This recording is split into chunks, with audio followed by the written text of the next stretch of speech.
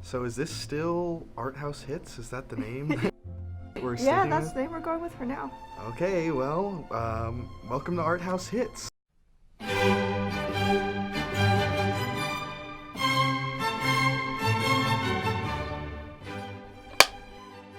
Today, it's me, James, And me, Abby. and me talking about La Dolce Vita. Listen. Silvia. Mi hai mai sentita così vicina? È meglio la vita più miserabile, di un'esistenza protetta da una società organizzata in cui tutto sia previsto, tutto perfetto.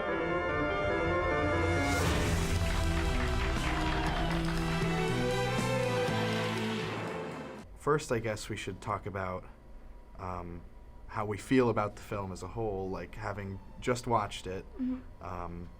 How did you react to La Dolce Vita? Well, my expectations were very high because, I mean, it's considered a classic of world cinema and a classic of cinema in general. It was like the first big foreign art house hit of the 1960s. It has like this mythic reputation. So I went in expecting to love it, and I have to admit I was pretty disappointed. I felt like there were some good elements to it, like some of the vignettes were compelling. I thought Marcello Mastroianni was very good as the lead. He has a very primal charisma, which you can understand why he became such a art house sex symbol of the 1960s.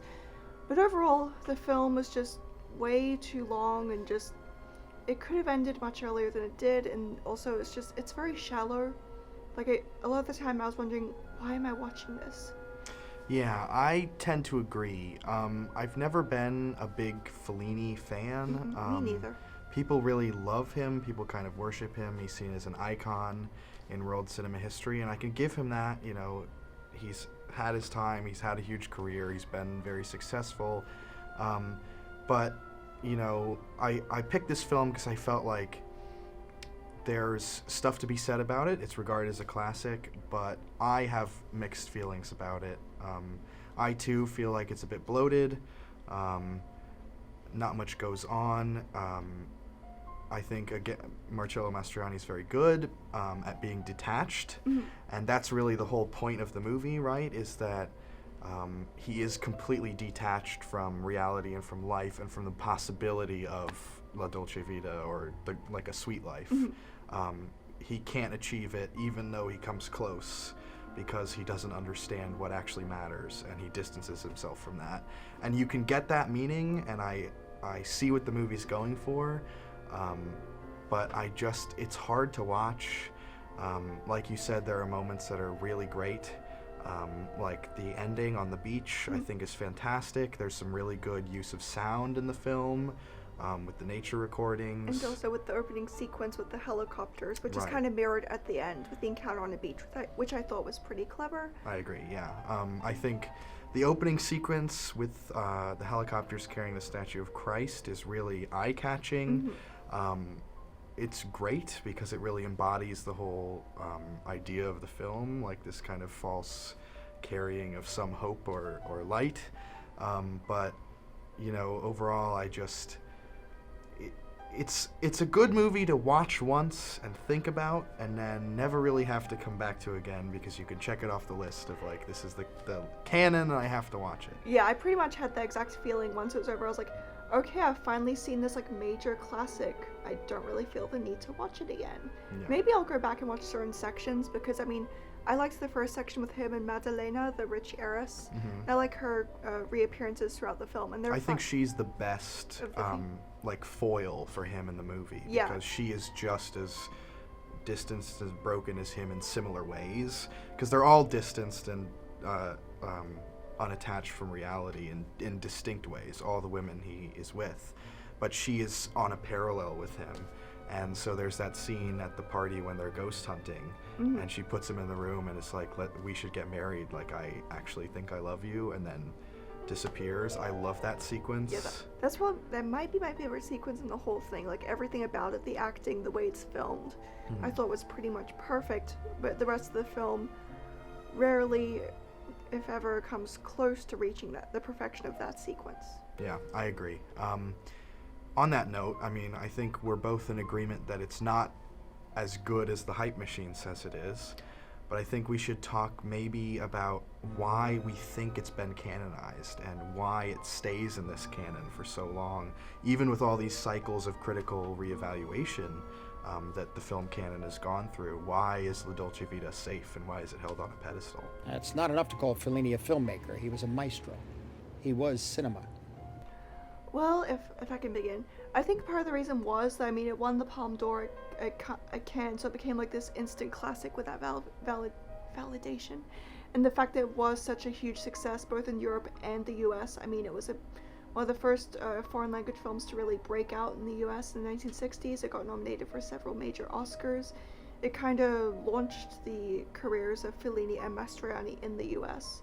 So I think the fact that it was such a huge hit then, the fact that it was so widely acclaimed at the time, I feel like that kind of cemented its place in the canon very early, and Fellini's reputation in general as one of the greats of Italian cinema and cinema in general has never really faded, so of course La Dolce Vita still has the stature it does today.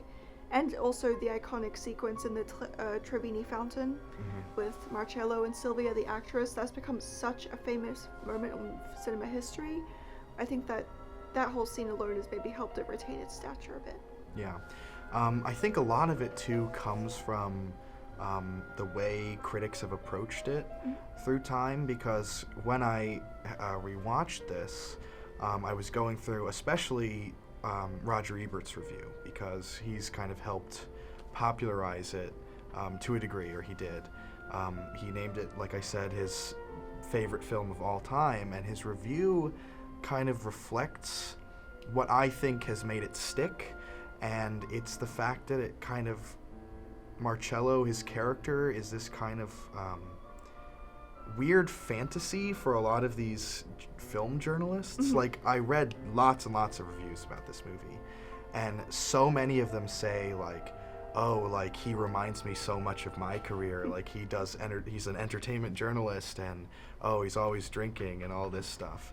And Roger Ebert mentions that in his review, he's talking about how many times he's watched it and rewatched it throughout his life, and he mentions that the second time he watched it, he was working as a journalist, and he too was an alcoholic who was staying out late at night, and he felt like he was embodied in this character, or Marcello was embodied in this character of Ebert. And so I think that's, for me at least, that's part of the reason why it's been canonized.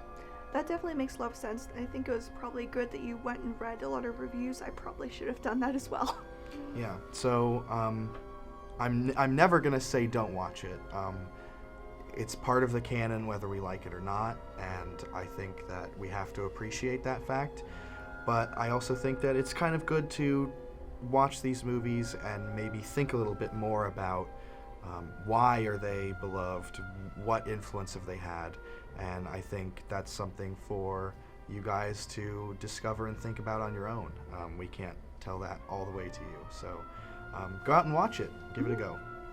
Yeah, I'd say it's definitely worth watching at least once just to see what you think of it, because I know a lot of people do love this movie.